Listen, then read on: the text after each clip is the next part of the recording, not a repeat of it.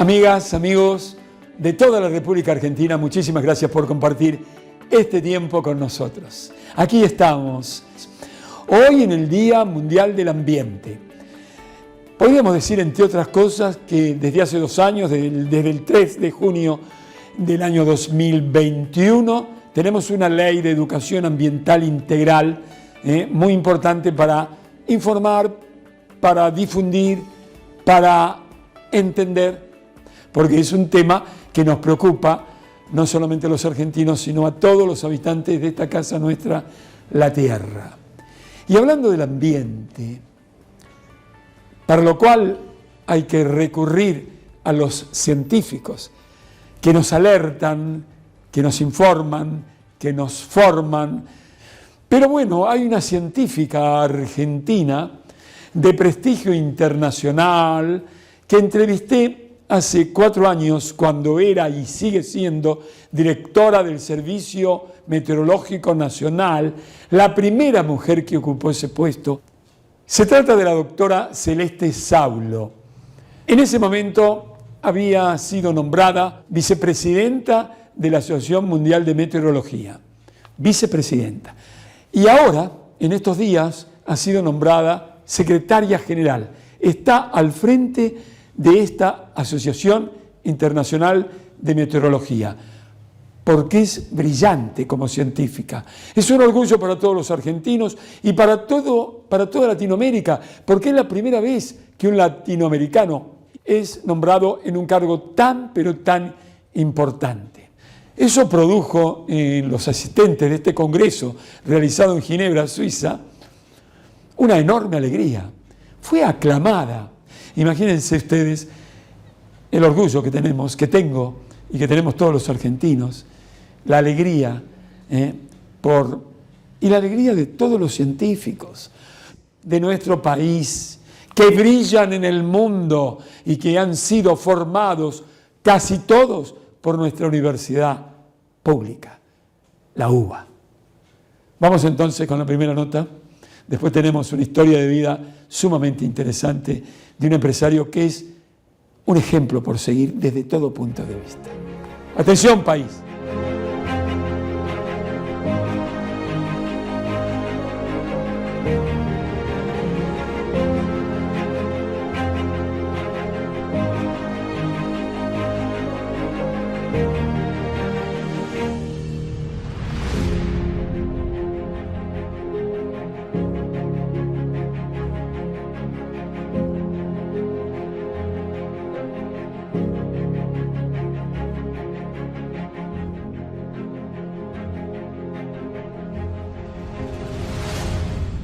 Celeste, muchas gracias por recibirnos. Por favor, al contrario, gracias a ustedes por el interés en mi carrera o en esta disciplina, fundamentalmente en esta disciplina. ¿Dónde nació Celeste?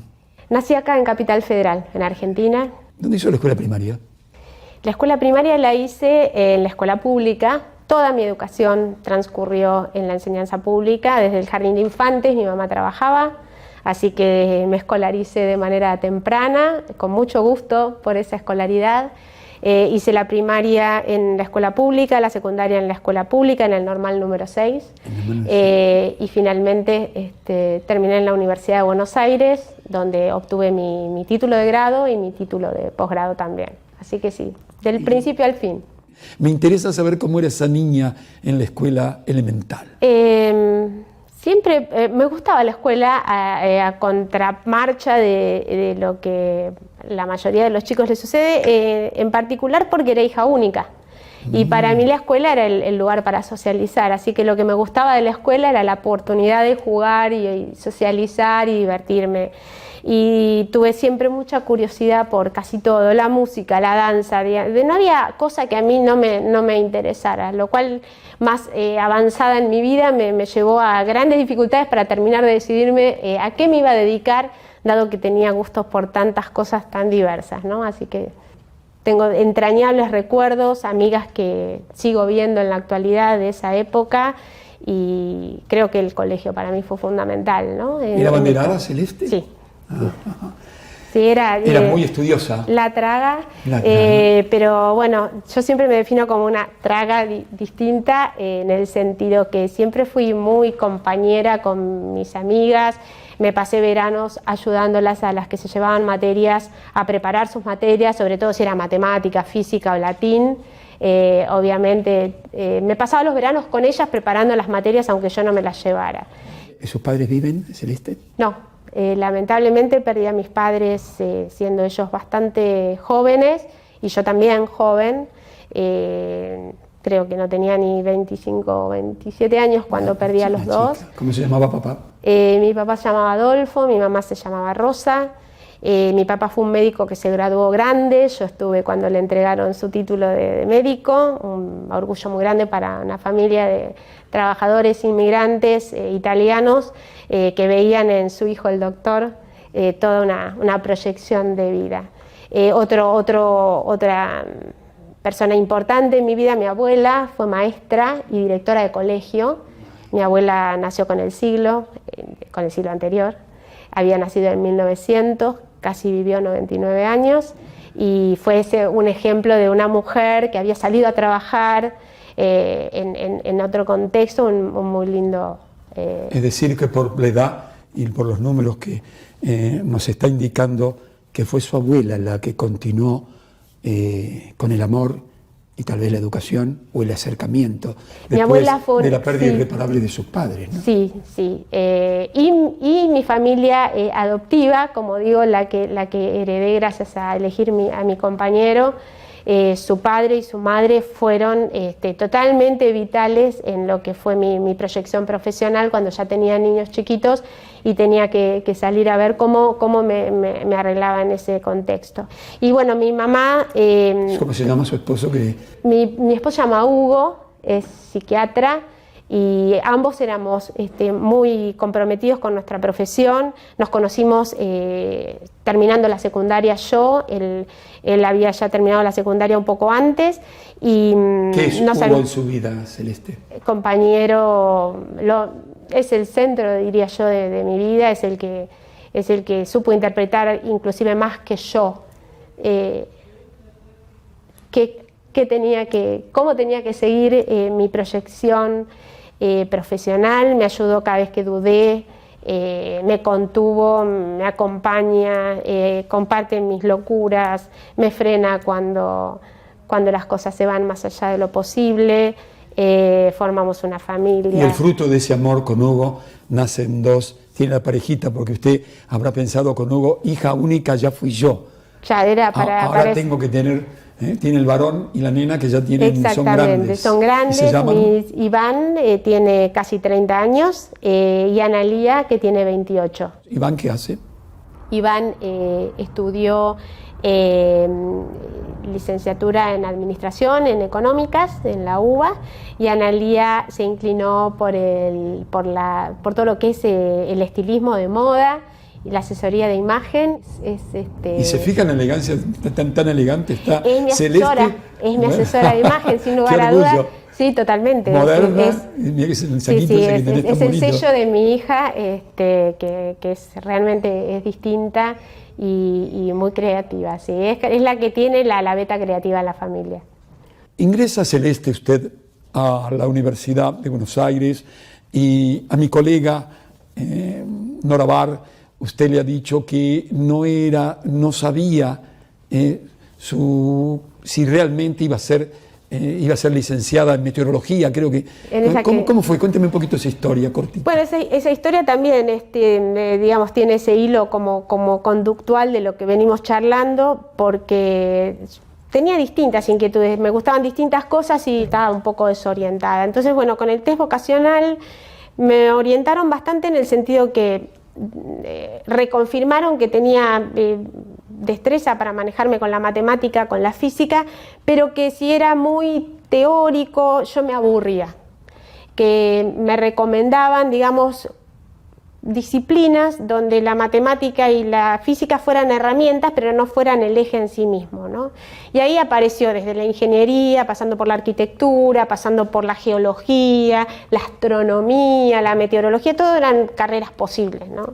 También me acuerdo perfectamente que me dijeron, de ninguna manera ciencias económicas, porque no hay nada que te interese particularmente en este ámbito, no pareces interesada por esas cuestiones. Así que bueno, dentro de esa orientación, que fue muy, muy amplia, rumbié para el lado de la Facultad de Ciencias Exactas, y en aquel momento me parecía que Ciencias de la Computación me daba como me intrigaba mucho, ¿no? De nuevo ahí aparece esto de la amistad y de la complicidad. Yo tenía una amiga del colegio secundario que estaba completamente definida a hacer meteorología, y fuimos juntas a consultar la biblioteca de Exactas, donde estaban los programas de las carreras, así que ella solicitó el programa de meteorología y yo solicité el programa de Ciencias de la Computación. Hay que irse al año 81, donde la computadora no aparecía en nuestra vida cotidiana, era algo que aparecía en algunos extraños lugares. Hacer esa abstracción tal vez era complicado. Lo cierto es que me pongo a mirar ese programa y no entendía ni de qué hablaba ese programa, los términos me parecían, me eran ajenos. Entonces hice una lectura rápida, lo que ahora se dice una lectura diagonal, hice y me quedé como ahí, ¿no? Y mi amiga estaba ahí, como muy atenta, mirando escrupulosamente cada detalle de ese programa de meteorología. Entonces me acerqué, me senté al lado de ella y me puse a mirarlo, ¿no? Y ahí al mirarlo dije, está bueno esto, suena interesante. Entonces volví a mi casa y dije, voy a estudiar meteorología. Y de nuevo mis padres, que en este sentido fueron ultra cómplices, y ¿de qué vas a trabajar? Y la verdad no sé de qué voy a trabajar. ¿Pero te gusta? Sí, me gusta. Y bueno, estudialo. ¿Te gusta? ¿Lo vas a hacer bien? Hacelo. Apoyo total. Y ahí empecé con meteorología en la UBA. En la UBA. Y ahí hay una medalla de oro. Sí. ¿No? Después el doctorado. ¿Viene el doctorado en qué? Mi doctorado es en Ciencias de la Atmósfera. Es decir, yo tuve como título de grado, soy licenciada en Ciencias Meteorológicas, y el doctorado, cuando lo culminé, se denominaba doctora de la Universidad de Buenos Aires, área Ciencias de la Atmósfera. Y sí, elegí hacerlo en la Universidad de Buenos Aires también, no se me ocurrió otra posibilidad, o podría haber ido al exterior. Tuve propuestas para hacer el doctorado en Estados Unidos, no me cuadraba con mi proyecto personal y familiar. Mi marido, como dije, se desarrollaba en el terreno de la psiquiatría, no coincidía con nuestro proyecto común, así que descarté la posibilidad de hacer un doctorado afuera y lo hice en Argentina. En 1872, Sarmiento, un personaje menos discutido en estos tiempos, polémico, esto de crear un servicio de meteorología nacional y ubicarse en esa oportunidad, nuestra patria, qué palabra graciosa, ¿no? En el siglo XIX, en el tercer lugar del mundo, en primer lugar Hungría, también gran sorpresa para mí, en segundo lugar Estados Unidos, y ahí nomás, en esos 24 meses aparece Argentina con esto, que después va creciendo de una manera notable hasta convertirse en el Servicio Meteorológico Nacional, que le encuentra por primera vez a una mujer desde el año 2014 al frente de esta entidad tan importante desde todo punto de vista, además de la gente del campo, de la industria, por distintos motivos económicos, requieren del Servicio Meteorológico Nacional. ¿Cómo llega Celeste a esta entidad y cómo hacer nada menos que la máxima responsable de este organismo científico tan importante para el país? Bueno, creo que siempre me gusta hacer, como vos hiciste muy bien, ¿no? Historia y contexto. Por un lado, de nuevo agradecerle a mi alma mater, que es la Universidad de Buenos Aires. ¿Por qué digo esto? Porque en la Facultad de Ciencias Exactas y Naturales, donde está el Departamento de Ciencias de la Atmósfera, donde se forman los expertos en nuestra disciplina, yo comencé a vincularme con la gestión de distintos lugares. Por un lado fui consejera en el consejo directivo, representante de graduados, o sea, me empecé a meter, a salir de mi metro cuadrado de mi oficina, ¿no? Que tal vez es algo que si yo tuviera que decir un mensaje para los jóvenes y para los no tan jóvenes, pero los que se inician en cualquier cosa, es importante salir del metro cuadrado de tu oficina, aunque te vaya muy bien con lo que haces en ese metro cuadrado de oficina. Entonces, esa primera salida que tuvo que ver con representar a los graduados de la facultad, me hizo salir de mi oficina para ir a otros departamentos, para conocer otras lógicas, para entender el problema de la gestión universitaria. Esa experiencia luego me dio cierta espalda para decir, bueno, que había que elegir un nuevo director o directora del Departamento de Ciencias de la Atmósfera y los Océanos, y me propusieron que pensara ser candidata, acepté ser candidata, bueno, y fui elegida por algo que yo valoro muchísimo, que es la elección de pares o de estudiantes, me parece que es algo que se sale del típico terreno de lo meritorio, de lo cual tengo siempre mis dudas, y pienso más bien en estudiantes, graduados y profesores, creyendo que yo podía llevar adelante la dirección de ese departamento. Un departamento chico comparado con lo que puede ser otras áreas de la especialidad, pero que a mí también, de nuevo, me ayudó a desarrollar habilidades que tienen que ver con la gestión, para lo cual típicamente un científico suele no estar preparado. Creo que lo demás vino, por otro lado, por una decisión de las autoridades del entonces Ministerio de Defensa, de querer darle otra impronta a la dirección de este organismo. Este organismo venía de una transición muy importante, que fue salir del ámbito de la Fuerza Aérea en el año 2007. Es elegido un director por las autoridades, un director civil. Le tocó esa etapa de transición y bueno, entendiendo que esa transición de salir del ámbito de la Fuerza Aérea para ser un organismo plenamente civil estaba culminada, bueno, ver cómo yo desde la academia, con ese background que yo traía, digamos, podía contribuir a el continuo desarrollo de este organismo. Y así fue como fui convocada en el año 2014 a dirigir este organismo. Lo reflexioné mucho, busqué los acuerdos familiares, también los acuerdos con mis colegas, porque yo creo que la dirección de este servicio sin colegas acá y afuera que apoyen tampoco es factible. Siempre pienso realmente en los equipos y pienso en los compromisos. Así que así fue como llegué acá. Hay varias preguntas que quisiera hacer. Esta de la teoría del caos. Ya la teoría del caos, que es la primera vez en mi vida que escuché esto, tienen una enorme importancia, y eso que data de hace varias décadas, la preocupación o aquello que le ha dejado a ustedes un científico que parece que lo tenemos hasta hoy. Es decir, que esa teoría del caos significa para ustedes, los meteorólogos, los doctores en la materia, un problemita aparentemente sin solución.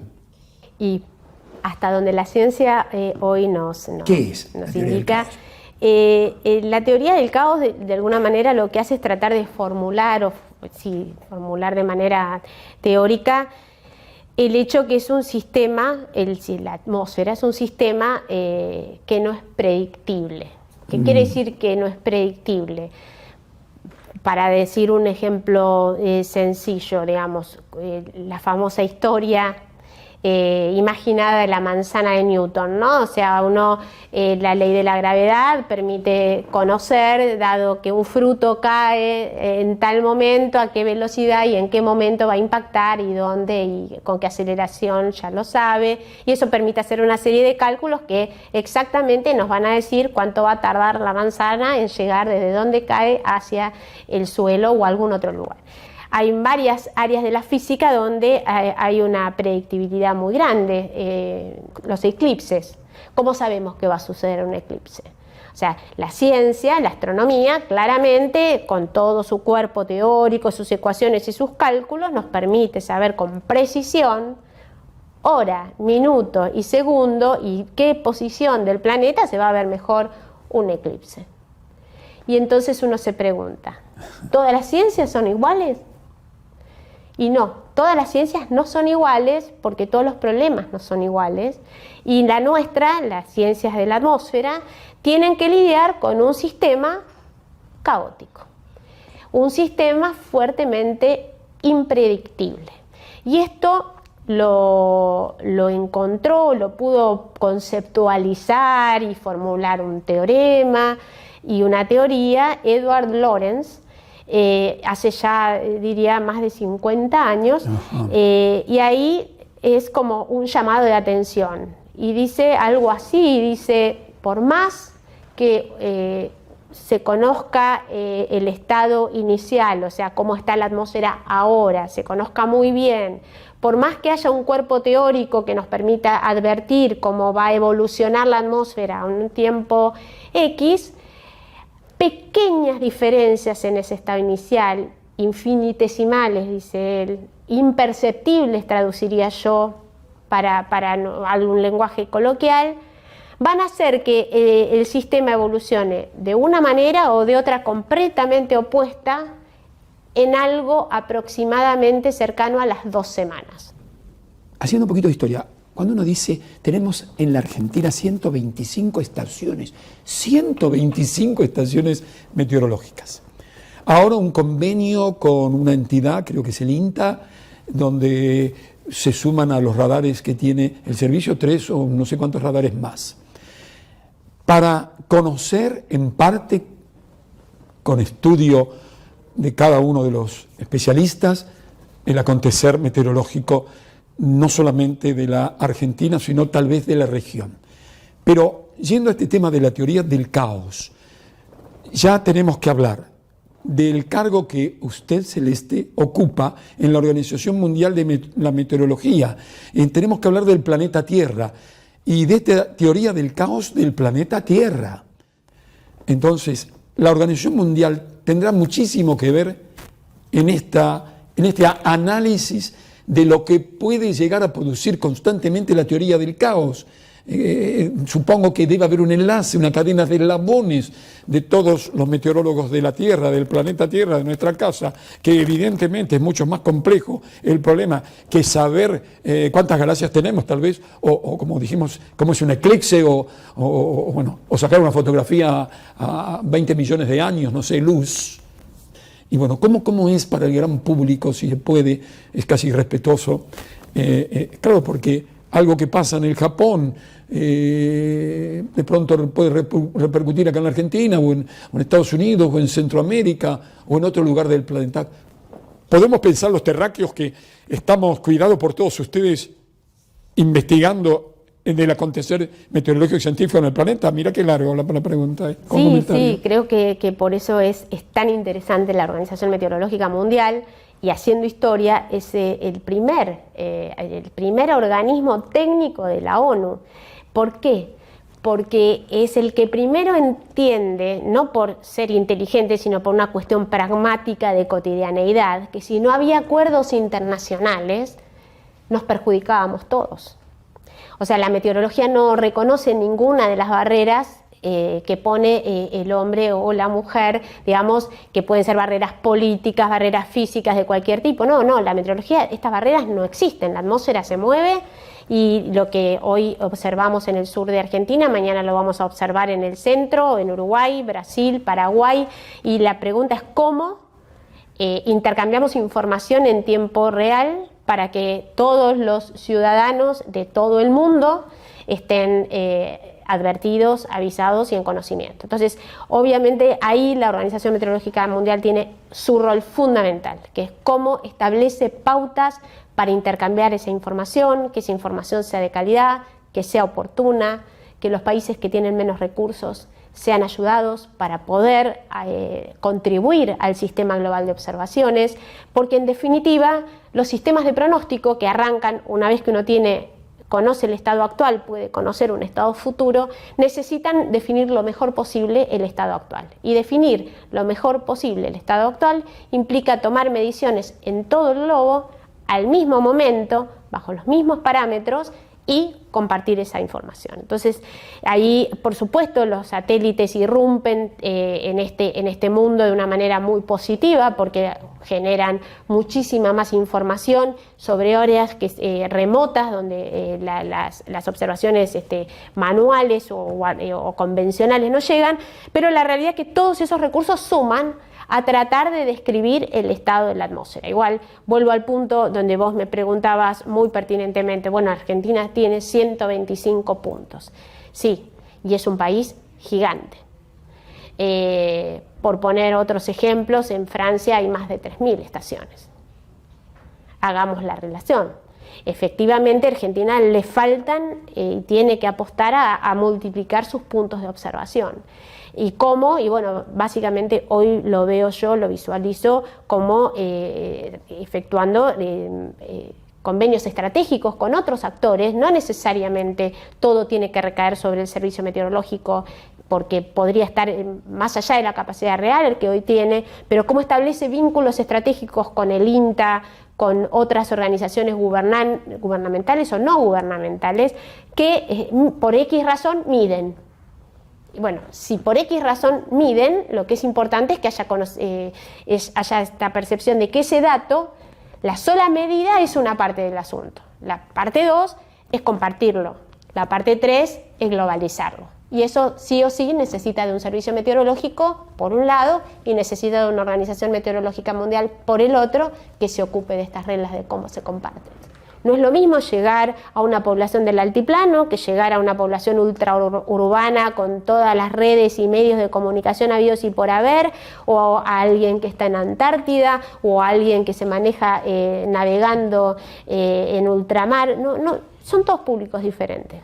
Y es un desafío llegar a todos esos públicos con información oportuna y para que tomen decisiones que les permitan protegerse en primera instancia, salvar sus recursos y, por supuesto, su infraestructura, sus casas.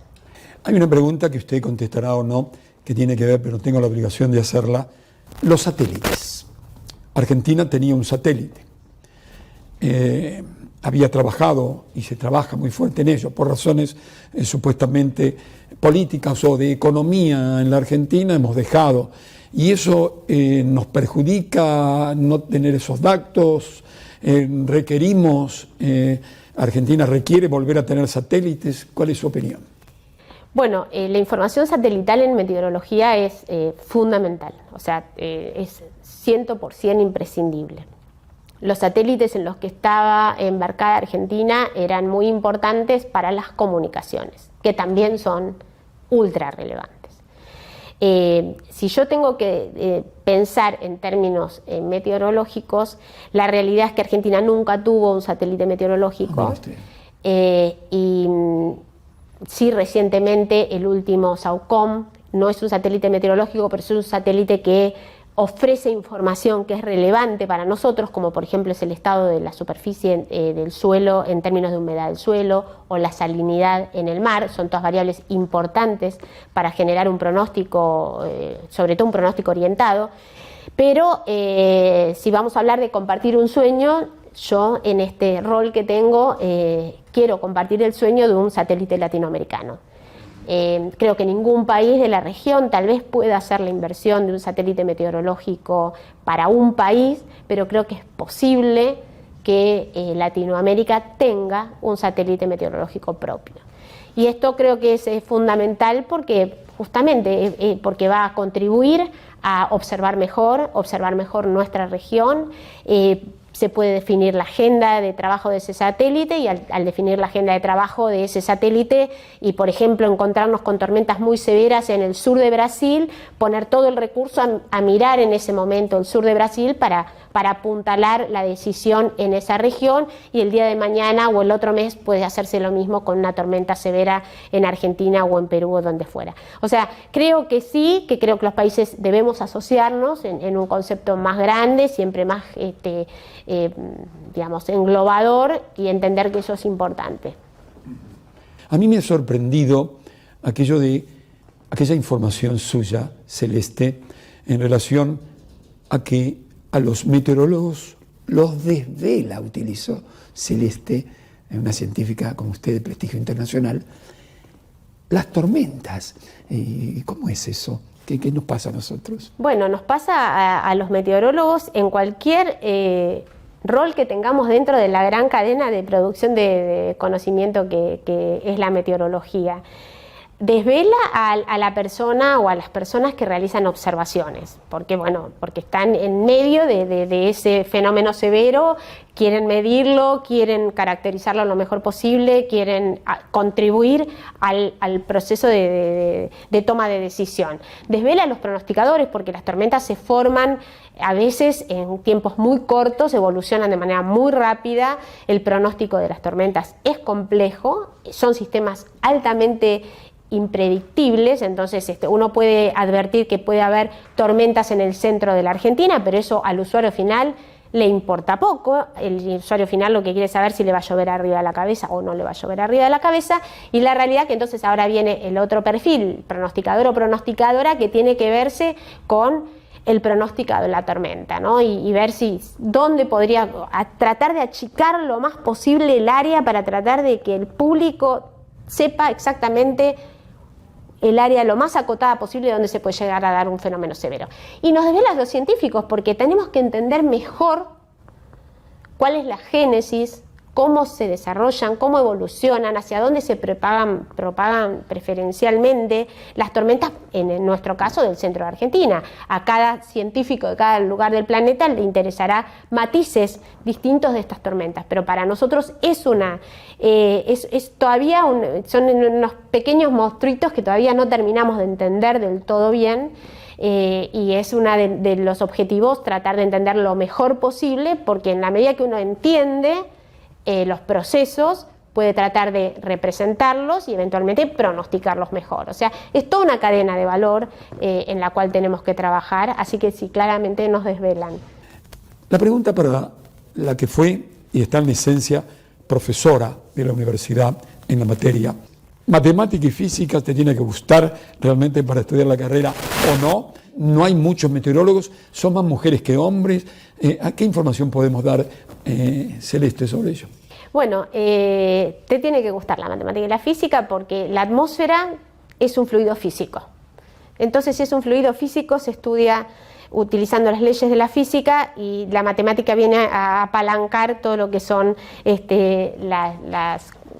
las ecuaciones y la resolución de problemas con recursos matemáticos. Así que te tiene que gustar la matemática y la física, y yo tengo que agregar la química. Ahora, el contexto, más aún ahora con el cambio climático y lo que es el rol de los gases de efecto invernadero en el sistema como un todo, la química pasa a formar parte muy activa de todo este cuerpo de conocimiento fuerte que hay que tener. La carrera hoy tiene bastante pareja la cantidad en términos de género de mujeres y varones. En la época en que yo me gradué no era así, digamos, quedamos en la carrera académica mayormente mujeres, y creo que por eso, digamos, hoy la directora de un servicio meteorológico es una mujer, porque en realidad quedamos más mujeres que hombres en este rango etario que tengo yo, ¿no? Pero ya los más jóvenes están más balanceados. Para mí la meteorología tiene que crecer, y mucho, en el país. ¿Por qué? Por lo que vos marcaste, digamos, por el rol que tiene la meteorología en los procesos productivos, por el rol que tiene la meteorología en las energías renovables. Hablamos de energía eólica, hablamos de energía solar, hablamos de la energía que tiene su origen en la parte hídrica. Digamos, todo eso tiene muchísimo que ver con la meteorología.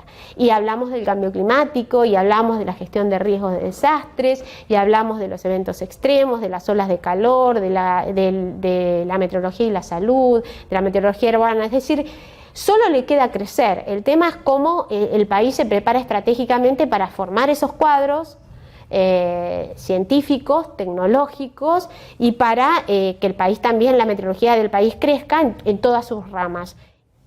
¿Cuánto, de alguna manera, obliga a los meteorólogos la problemática del cambio climático a estudiar, a investigar mucho más? Sí, tiene que ver ya con lo que sería el clima y la decisión política, ¿no?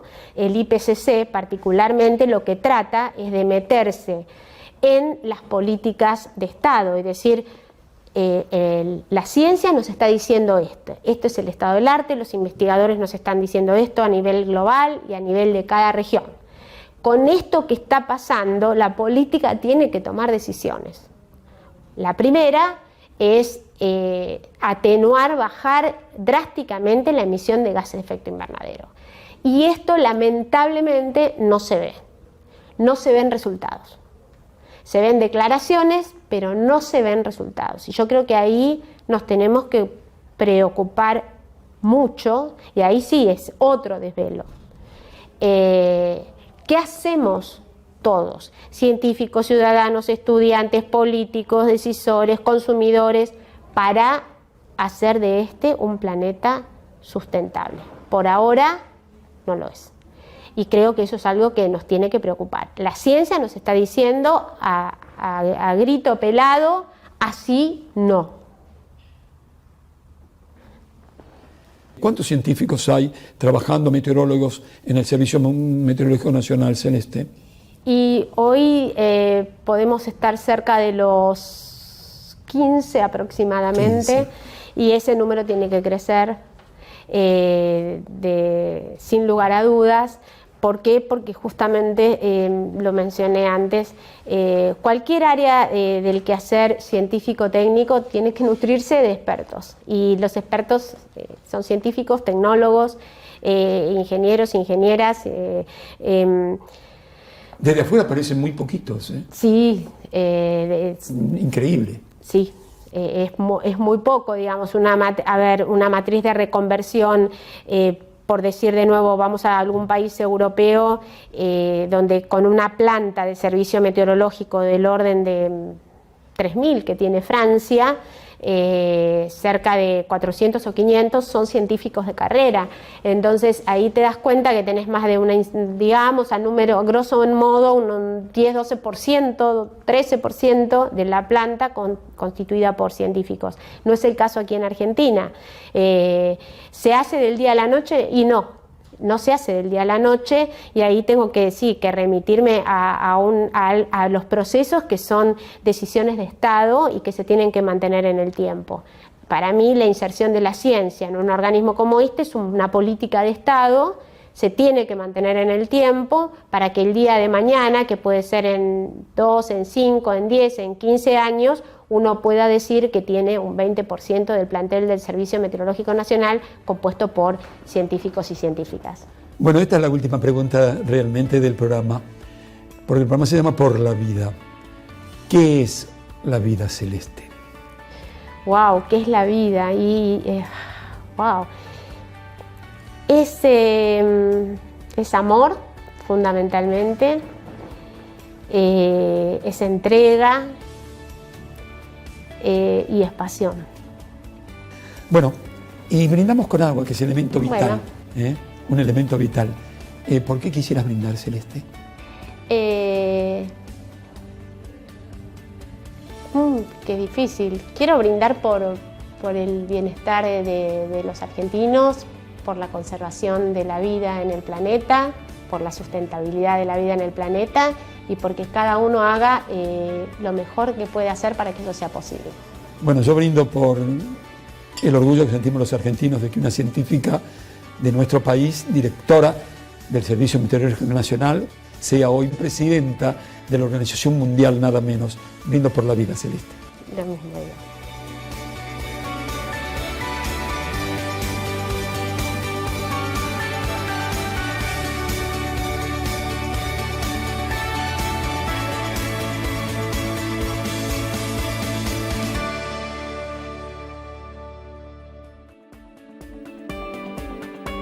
Bueno, Jorge, antes que nada, un saludo. Nos conocemos hace ya mucho tiempo y yo siempre destaco la tarea que tú realizas en la televisión.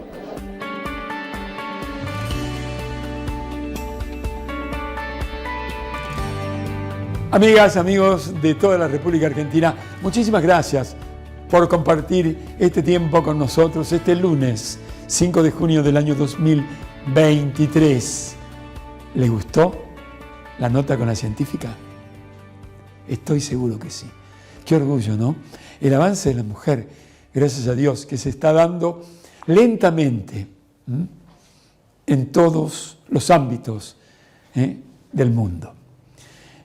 Y una científica argentina. Ahora, un empresario que viene de muy abajo, un empresario inteligente, un hombre sensible, un empresario creativo, exitoso, un empresario que es modelo por seguir. Gastón Ricardo. No se lo pierdan. Atención, amigos.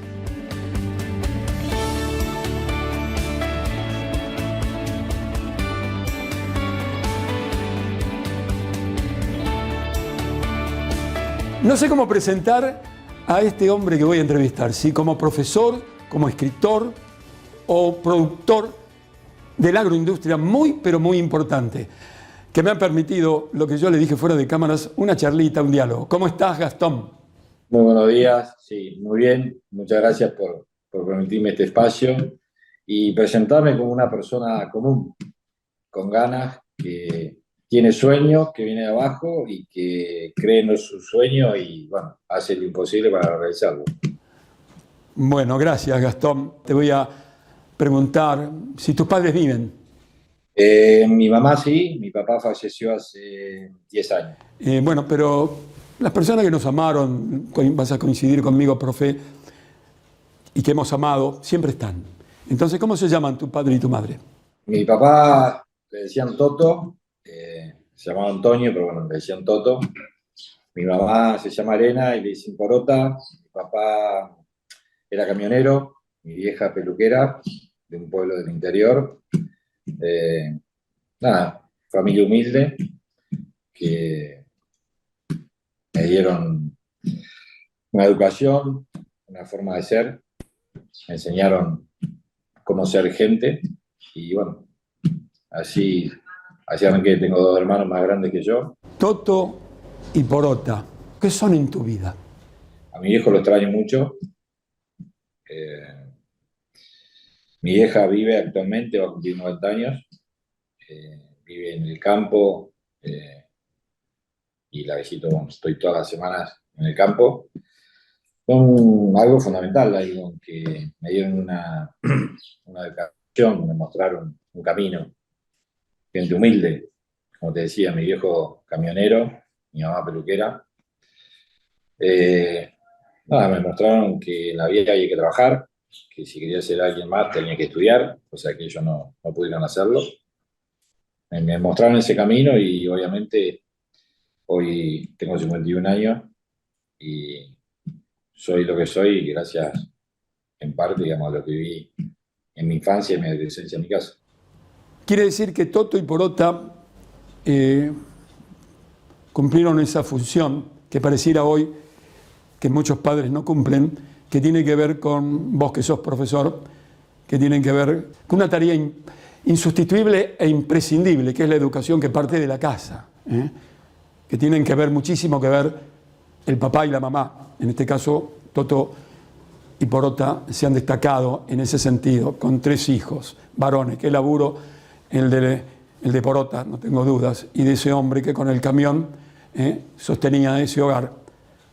Me encanta esto, porque estamos hablando con un productor importante en cuanto al crecimiento notable que tiene su empresa. Pero, ¿cómo era ese niño? ¿Cómo era Gastoncito a los 8 o 9 años en el lugar que naciste? ¿Dónde naciste? Perdón, pero bueno, me emociona un poco. Está bien, es parte de la vida. Nací en Carmen de Areco, un pueblo del interior, donde hoy tengo la fábrica. Perdón, pero bueno, recordar la infancia a veces me trae esto. No fue fácil, no pasamos una infancia cómoda, holgada. Vengo de familia muy humilde, donde trabajo desde que tengo 12 años y estudio para ayudar a mantener a mi casa y para poder comer. Pero bueno, gracias al esfuerzo mío, de mi hermano, de mi viejo, pudimos salir adelante. Por eso creo que siempre, cuando me dicen no, no se puede, yo soy un ejemplo viviente, a mí no me la contó nadie. Entonces, no es que crea saber, pero bueno, tengo palabra para hablar de gente que viene de abajo y mandar mensaje de que si le ponen y que la palabra huevo y gana, se puede. Entonces me emociona a veces porque uno va creciendo en la vorágine del día, no se toma el tiempo a veces para pensar de dónde vienes. Y a veces hay preguntas que me hacen bajar ahí y produce este efecto, así bueno. Dime, Gastón, ¿recordás alguna maestra de la escuela primaria? Hablame, ¿a qué escuela fuiste? ¿La escuela primaria, secundaria? Háblame un poquito de eso. Fui al colegio, a la escuela número 1, primaria Carmen de Areco, recuerdo una maestra, yo era vago de la calle, bueno, pero es muy estudioso, y me acuerdo estábamos en séptimo grado, o sea, y me sacaba, tenía 2 maestras, una me daba ciencias sociales y matemáticas, la otra me daba lengua y geografía, creo, o se veía en 4, así, bueno, con una me sacaba todos 10, y la otra en vez de ponerme 10 me ponía todos 9, 9. Entonces, la que me ponía 10, mi vieja, que veía cómo yo estudiaba y todo lo demás, o sea, se atendía en la peluquería de mi mamá, que estaba en mi casa, era un cuartito de un pueblo y iba ahí. Entonces, le decía, pero ¿cómo puede ser? Bueno, es una anécdota, o sea, me acuerdo de Norma Casternovo, que era la que me ponía 10, y de Elena, que era la que me ponía 9. Entonces, mi vieja estaba indignada, porque, bueno, veía el esfuerzo que yo hacía, más que nada eso, cuando fui abanderado del colegio. Después de eso, después fui al Colegio Nacional Mariano Moreno, donde también me recibí sin llevarme nunca en ninguna materia. Eh, Me gustaba estudiar. Mientras hice el Colegio Nacional, se abrió en Carmen una escuela nocturna, aparte, que era para gente que podía estudiar de noche, y había una carrera que se llamaba perito contable.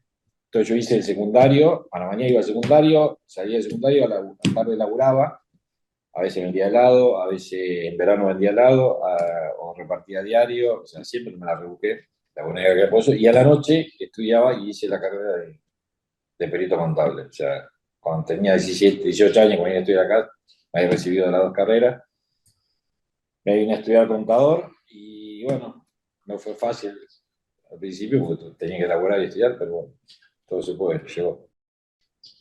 ¿Y por qué sos contador? Entonces, por esa materia que hiciste, esas materias que hiciste después de terminar la enseñanza media, ¿y eso te inclinó hacia esa profesión?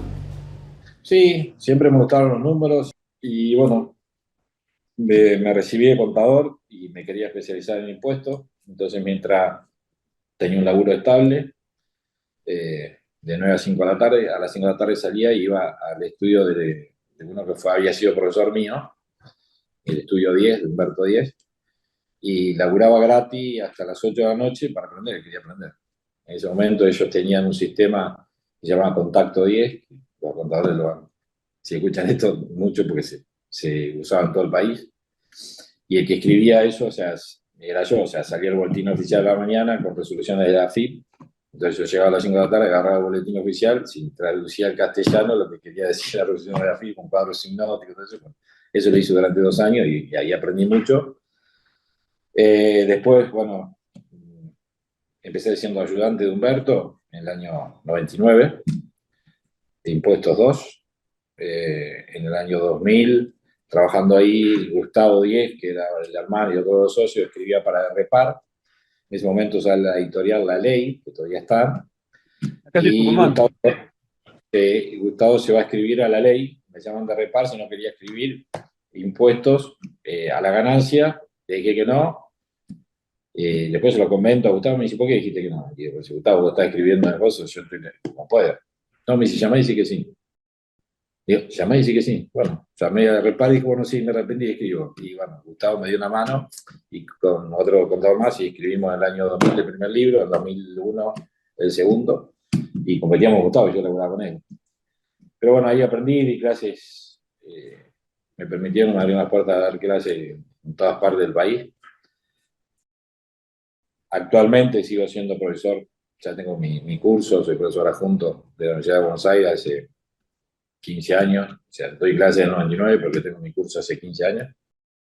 Y como he dicho en otro momento, o sea, nunca cobré, voy una vez por semana a dar clases ad honorem, creo que es una forma de devolverle no solamente al Estado, yo no pienso en el Estado, sino a la gente, la posibilidad que me dio y tratar de transmitirle a la gente lo que yo aprendí gratuitamente. Y trato de mandar ni siquiera un mensaje, porque no me creo un profeta ni nada, sino una experiencia de vida y demostrarles que se puede. Qué grande, Gastón, qué capo que sos, querido. Me emociona entrevistarte, amigo mío. Qué ejemplo, aunque no lo seas, ni pretenda, ni ha pasado por tu cabeza serlo, pero qué ejemplo de agradecimiento a la universidad pública que te formó, ¿no? Que te formó, qué agradecimiento, y que hoy, para decirlo de una manera distinta, hoy hayas creado la sembradora más grande de la Argentina, que fue presentada en Expoagro. ¿Tuviste abuelos? Sí, obviamente, no conocí solamente a mi abuela, la mamá de mi mamá. De Porota.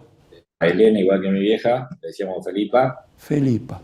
Yo soy el menor de 3 hermanos, entonces en mi casa, te voy a repetir, o sea, éramos humildes y bueno, a veces venía Felipe y me llevaba a su casa, no volví más, calle de tierra.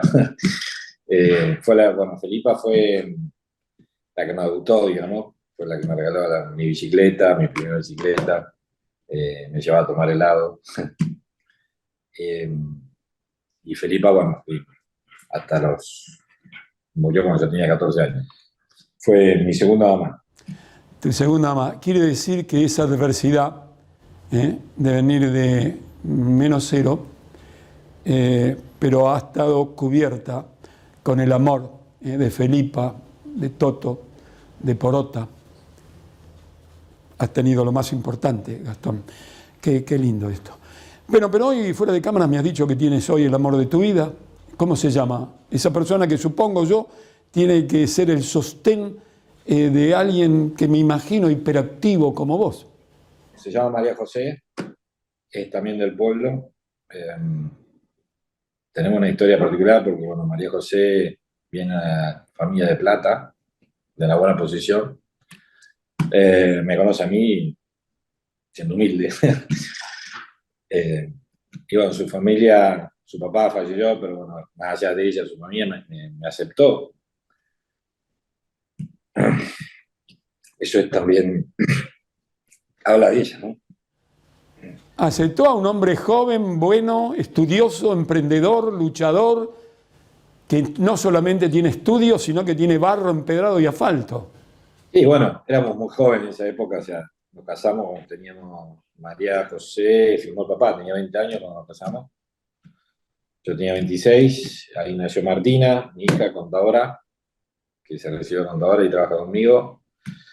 Tengo un hijo extramatrimonial, o sea, no soy perfecto, que se lleva 15 días con Martina, o sea, no, por eso digo, yo no hablo de la perfección del ser humano, sí hablo de hacerse cargo del ser humano y de lo que uno hace. Qué bárbaro. Se llama Tomás. Qué linda vida.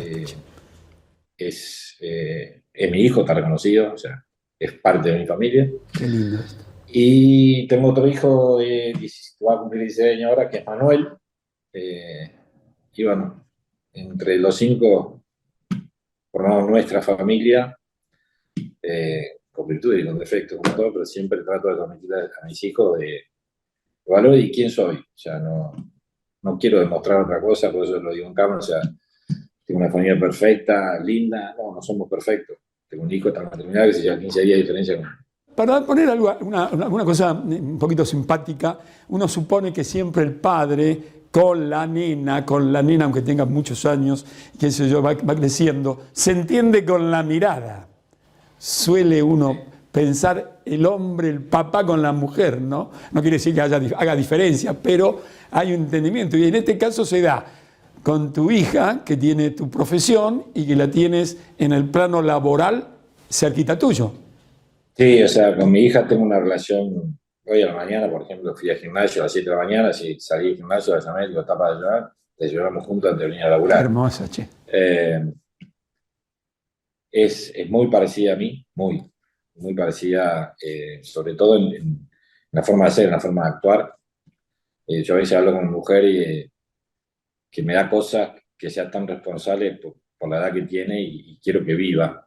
Entonces como que a veces le saco cosas o trato de, porque tiene 25 años, va a cumplir 26 y necesita vivir. Pero bueno, es muy parecida a mí, sí, la verdad que nos miramos, nos entendemos y a veces no vive conmigo, pero bueno, los fines de semana cuando va a casa, no sé, estamos charlando, mi mujer y otra cosa, y ya me miro con ella y como, mi mujer dice, entre ustedes, nada, no dijimos nada, pero bueno, sí, nos entendemos mucho. Bueno, ahora sí, Gastón, ahora sí. Muchísimas gracias por haberme permitido preguntarte sobre tu vida, esta historia de vida, con las imperfecciones a las que hacer referencia. Somos todos seres imperfectos, intentamos ser algunos como vos, los menos imperfectos posible. También a mí me conmueve porque tengo algunas cositas parecidas tenemos en nuestras vidas. Bien, vamos entonces a hacer una historia. Quiero que nos des una información formativa sobre el acontecer empresarial, esto que ha llevado a tu empresa a un crecimiento llamativo, agradable, ejemplar, que pareciera que puede no tener techo, de venderle al mundo, que las maquinarias y que te proyectas, que haces inversiones, que estás rodeado con gente evidentemente capaz, que vas a la robotización. Bueno, vamos con la empresa y después imágenes de la misma con un buen guión. Bueno, todo arrancó hace 15, va a ser 16 años, o sea, fui contador de muchas de las empresas de maquinaria agrícola del país durante muchos años, o sea, yo viajaba los jueves y viernes durante 8 años hacia Casilda y Astro toda la semana como contador impositivo, ya tenía mi estudio, ya me había empezado y tenía muchos clientes de esto. Y siempre volvía a la raíz del campo, bueno, no vivo en Carondarico, pero soy de ahí, y todo empezó, digamos, como un hobby, y yo escuchaba al cliente que iba a una fábrica o que iba al otro, escuchaba a los dueños de la fábrica, y siempre faltaba algo. Nunca era como decir, no sé, voy a comprar el auto y que sea completo. Siempre faltaba algo. Y escuchaba después que se iba el cliente de la queja o algo así, y no, pero y nunca vi, o sea, hay muchos, sin desmerecer a nadie, hay muchos profesionales, ¿no? Pero bueno, hay muchas fábricas de la industria que fueron creciendo de golpe y porque lo ameritaba y porque no había, entonces, no había tanto desarrollo, no había tanta investigación, estoy hablando de 15, 20 años atrás. Y digo, bueno, ¿y por qué no? Yo siempre el otro día me preguntaba cómo sería el título, si escribieras un libro, ¿cómo le pondrías el título? ¿Y por qué no? En mi vida, ¿y por qué no? O sea, yo siempre digo, nací con el no acá, por las circunstancias de la vida, y bueno, pude demostrar que se puede. Entonces, nació Indecar con la idea de hacer algo diferente. Al principio hice tanques de gasoil, me acuerdo que había muchos 5 tanques de gasoil, y se venía, en ese momento era Feriagro, en Junín, no me olvido más. Entonces yo en ese momento tenía uno que era socio mío, que me ayudaba, y vamos a Feriagro, ni siquiera me a Feriagro. Y alquilamos un terrenito, no me olvido más, de 300 metros cuadrados. Entonces no nos entraban los 5 tanques y los apilamos. Como aspira Cestari el día de hoy, las tolas, nosotros apilamos los tanques de gasoil, en Junín.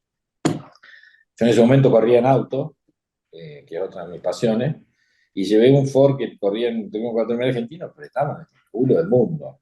O sea, no pasaba ni el agotero.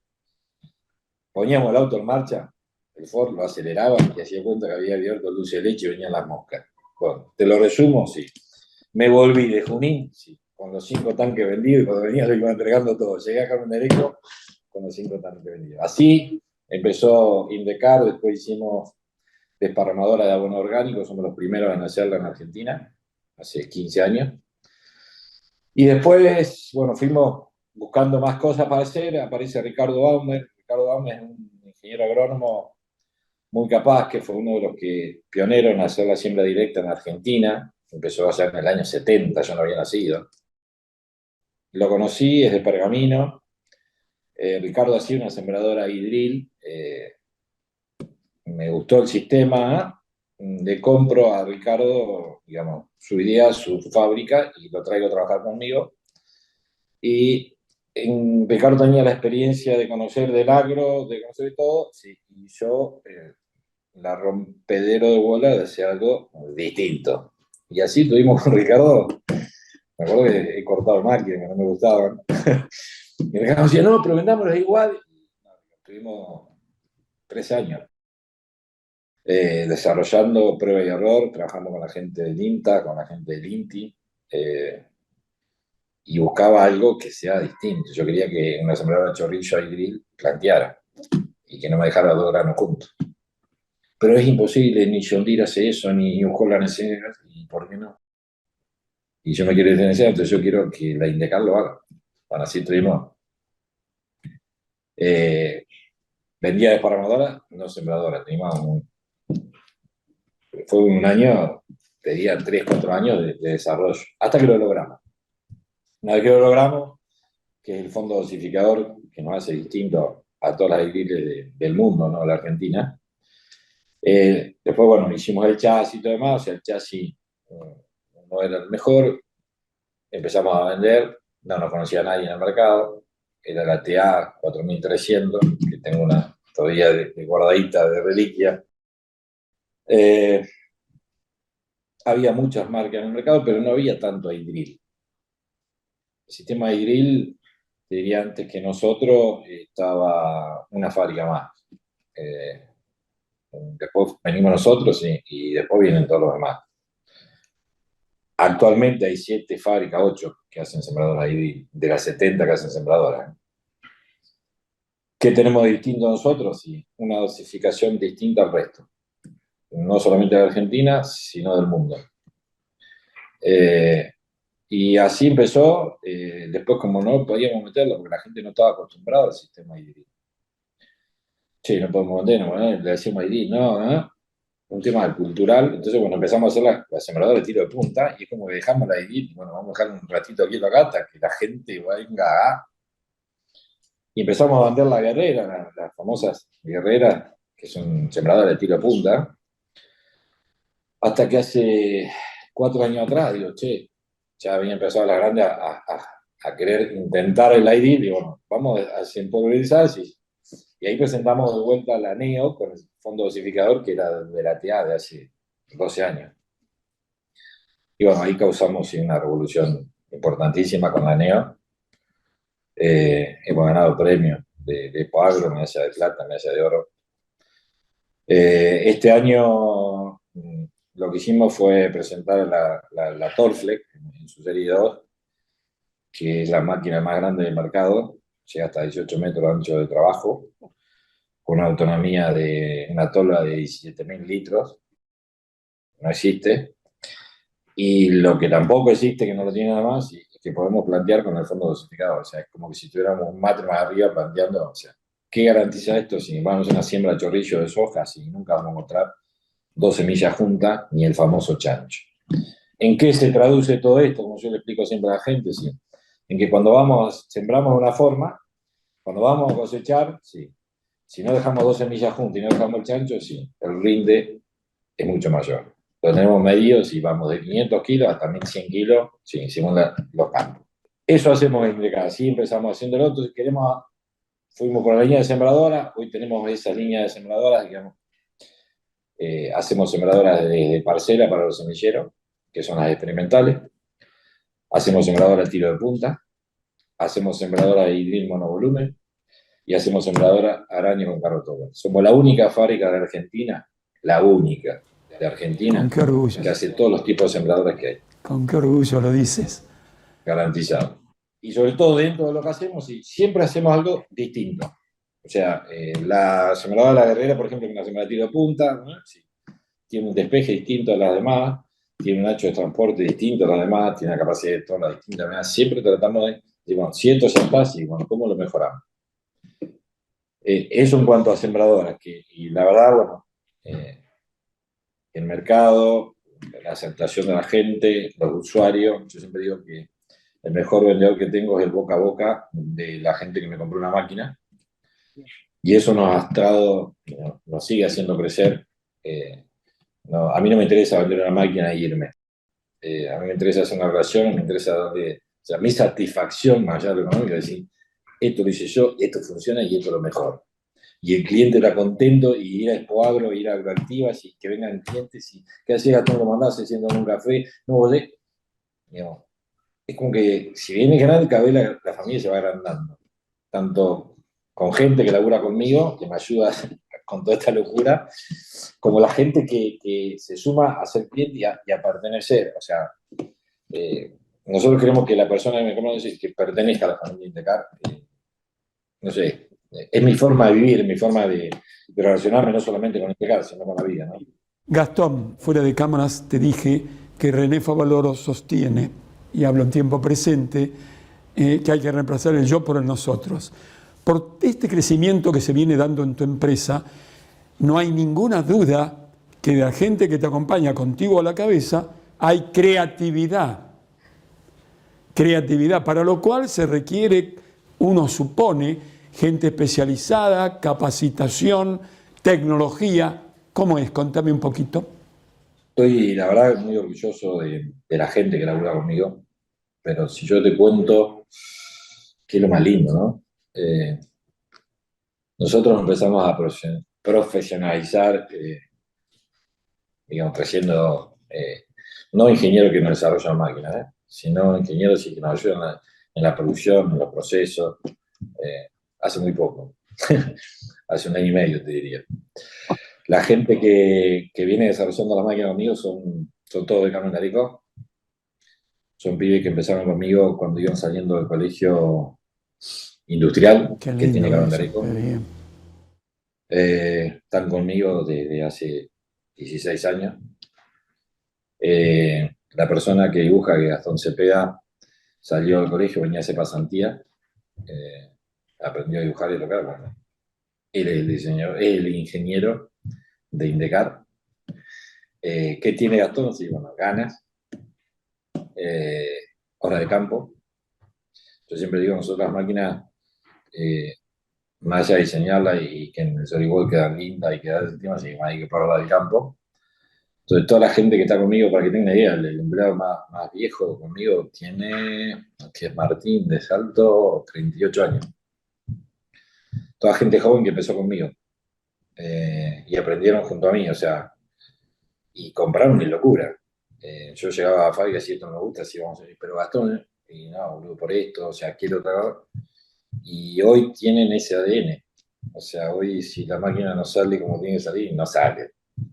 Y a veces, pero no, o sea, se llama Amaran mi ADN, entonces estoy muy agradecido a ellos, o sea, son los que están todo el día, yo no estoy en la fábrica todos los días, manejan la fábrica ellos. ¿Qué hicimos con el plantel de profesionales que trajimos ahora? Llegó un momento en donde todos se nos empezaron a pasar, o sea, a tener más demanda, todo más, entonces, bueno, en un momento sí, bueno, se vino el crecimiento, sí, bueno, vamos a tratar para no correr, o sea, nosotros tuvimos hace 12 Expoagro atrás, te digo, no nos tomamos vacaciones, no pude cerrar la fábrica y laburamos hasta el día anterior al Expoagro, si eran las 7 de la mañana, estábamos terminando máquina y metiéndola. Entonces, soy agradecido a la gente, pero bueno, la gente también tiene una vida, entonces quiero que crezcan al lado mío, que viven y que disfruten. Entonces, por eso fui a buscar a profesionales, digamos, que han desarrollado, tenemos una consultora que ha desarrollado Toyota en Argentina, Iveco, New Holland. Bueno, los tenemos con nosotros trabajando adentro. No hablan del producto, el producto y lo que nosotros queremos lo tenemos claro. El ADN de Indecar lo tenemos claro, no solo yo, sino todos los que están conmigo hace muchos años. Sí, vinieron a ayudarnos a los procesos, a hacernos la vida más fácil. Y bueno, hace 1 año y medio ya que empezamos con ese camino, ahí empezó el tema de, estamos ampliando la fábrica, estamos ampliando la nave, empezamos con el tema de, no para desprendernos de la gente, sino para hacerla más fácil, o sea, a las tareas de la gente, y automatizar la planta, el tema de la robótica, el tema de los cortes láser, el tema de los centros mecanizados, el tema de la cabina de pintura, con pintura, digamos, que se adhiera, o sea, que no tengamos que, o sea, todo un sistema donde trabajar nos hace la vida más fácil a todos. Has hecho varias referencias a la gente que te acompaña, a los que formaste, a esos jóvenes. Hablas, y está bien que lo hagas como si fuese tu familia, y hablas de ellos con tanto amor y tanto agradecimiento, pero esa, por la manera en que hablas, también es tu familia, lo veo. Por ahora yo te abrazo con el corazón y con la mente, pero te pido unas palabras, el mensaje que le das a tus pares, a tus proveedores, a tu gente, a tus clientes, a la Argentina. Mi mensaje, más allá de los clientes y de todo, o sea, me voy a permitir mandárselo a los jóvenes. Yo creo que el futuro del país está en los jóvenes. El mensaje que les puedo mandar es, digamos, de algo que viví, de algo que lo sentí, algo que lo atravesé, y es que por más que uno a veces piense que no se puede, que no va a llegar, porque es humilde, porque es pobre, y cómo voy a hacer esto, o sea, que piensen siempre que van a poder. Yo soy un ejemplo de eso sí soy un ejemplo porque pude, que poniéndole ganas, que van a haber días tristes, va a haber noches y domingos amargos y sin poder dormir, pero se puede. Lo único que nos puede decir que no en la vida es una enfermedad o que el día que nos toque partir, partamos. Todo lo demás, menos la salud, en la vida se puede si uno se lo propone. Costará más, costará menos, pero se puede. Soy profesor, he escrito libros, soy productor, sí, pero me ganaba la vida a los 12 años vendiendo helado y gritando helado, palito bombón helado. Alguien siempre me pregunta, en la fábrica, es una fábrica linda y hay una bicicleta al lado del frigor, me dicen, ¿y esto qué es? Y es el mensaje que quiero dar, y ahí empecé yo. Entonces, el mensaje a la gente, a los jóvenes, no importa de qué clase social son, no importa si son pobres, si son humildes, nada. Lo importante es estar convencido de uno, tener ganas e ir para adelante. No va a ser fácil, pero no es imposible. Se puede. Con respecto a hacia dónde va Indecar, vamos a seguir creciendo, vamos a seguir presentando productos nuevos, y vamos a tener un proyecto de expansión y presentación de productos hasta el año 2025. Estamos viajando a Colombia y a Estados Unidos a tratar de cerrar acuerdos para tratar de meternos en el mercado, sobre todo de Estados Unidos. Estamos viajando en agosto con un grupo de gente de Indecar. Vamos a presentar, si Dios quiere, que no somos los primeros en presentar sembradoras autopropulsadas y máquinas distintas. Si Dios nos da vida, yo la voy a ver, o sea, Indecar va a seguir porque estamos formando una empresa que esté yo o no esté yo, si tiene el ADN mío y va a seguir adelante, va a consensuar con mi familia y con Tomás, pero va a seguir. Y con respecto a tu charla, la verdad que, bueno, muchísimas gracias. Gracias por tocar, perdón por a veces no puedo evitar ser yo y bueno, esas emociones que me afloran, pero bueno, es parte de mi vida. Y gracias por compartir este momento y darme la oportunidad de poder ser yo una vez más, pero bueno, adelante de tanto público. Amigas y amigos de toda la República Argentina, presento con inmenso placer, con muchísimo orgullo, a un profesor universitario que ama, respeta, valora, destaca la universidad pública que lo formó, para la cual se brinda gratuitamente. Esto es sorprendente. Presento a un hombre que ha conocido la adversidad y que se agarró a trompada, nunca lo dije esto, con la vida, con esfuerzos, con estudios, con perseverancias, con constancias, y que ha formado esta empresa que van a ver ustedes ahora, que es un ejemplo por seguir para todos los argentinos. Atención, amigos. Indecar es una empresa argentina emplazada en la localidad bonaerense de Carmen de Areco. Nació en 2008. Se dedica a la fabricación y comercialización de máquinas e implementos agrícolas especializados en siembra directa. La compañía es responsable de haber incorporado al mercado local maquinarias altamente confiables y fabricadas con nuevos conceptos de uso a través de diseños innovadores y nuevas tecnologías de producción. En su planta fabrica sembradoras, fertilizadoras y desparramadoras en diversos modelos.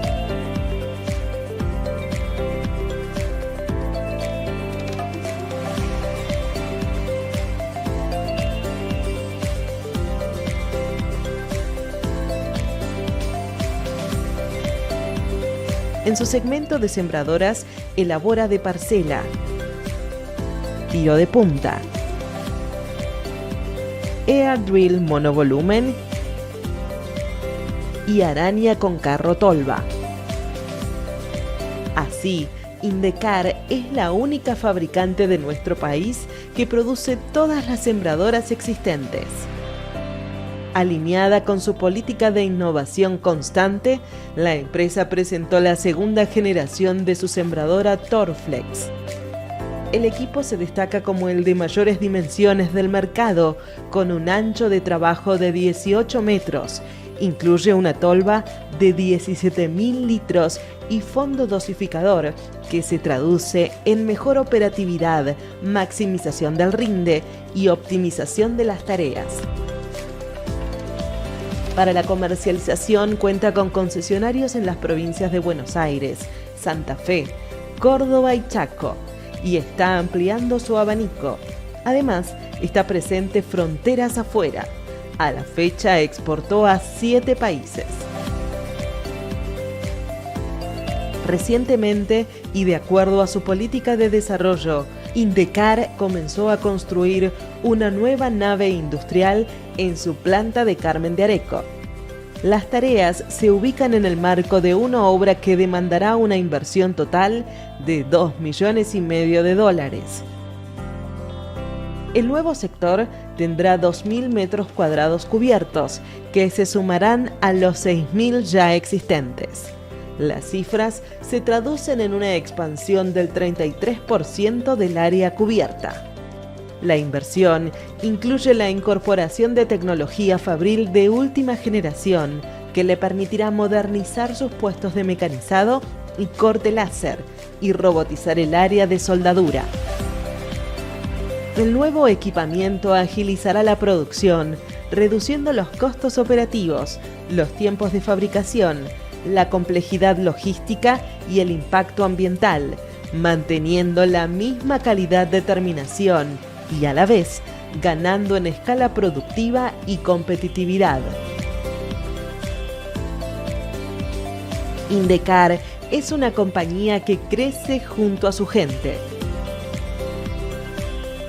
Es industria nacional que siembra innovación y cultiva tecnología.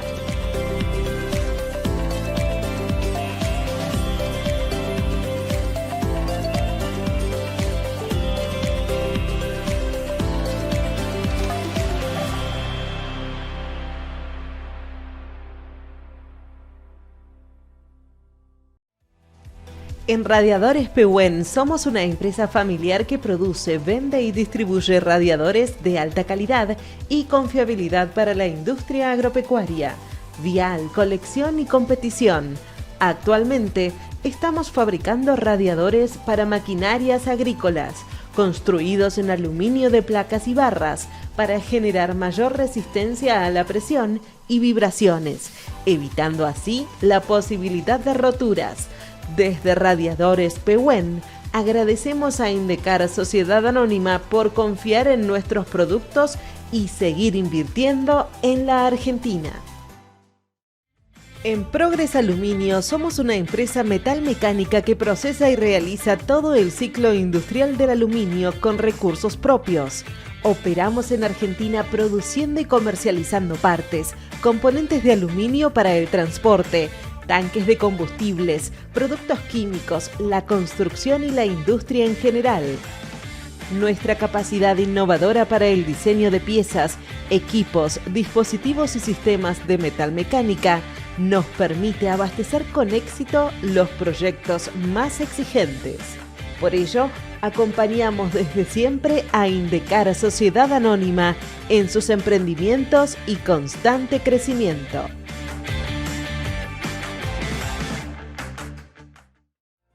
En Siembra Neumática hace más de 20 años que trabajamos junto al campo argentino, ofreciéndoles soluciones de calidad y confianza para mejorar la siembra. El dosificador neumático Magic Sem Matermac, accionado por el sistema eléctrico IPS Bosch, forman un conjunto capaz de superar las más altas exigencias en calidad de siembra, además de brindar al usuario una experiencia única en practicidad operativa, calibración y manejo de información. Todo esto acompañado de un servicio técnico altamente eficiente.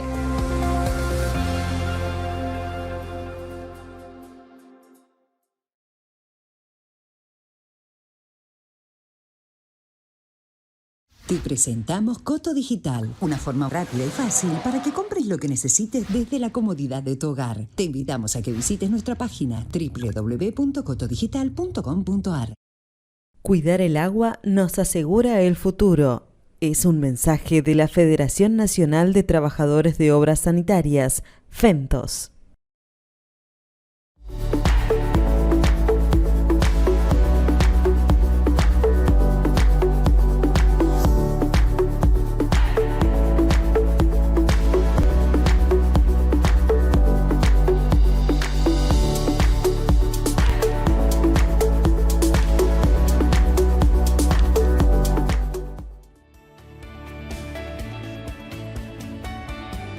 ¡Viva la educación! ¡Vivan los maestros, los educadores, los científicos! Los tengo acá y acá hace 1000 años que estoy con ustedes. ¡Qué alegría la de la doctora Celeste Saulo! Nos ha dado qué alegría a los argentinos y a todas las mujeres del mundo y a todas las científicas y científicos del planeta. ¡Claro que sí! Amigas y amigos míos, como de costumbre, los espero todas las semanas con buenas noticias. Claro que sí, siempre y cuando así Dios lo permita. Hasta entonces. Chao.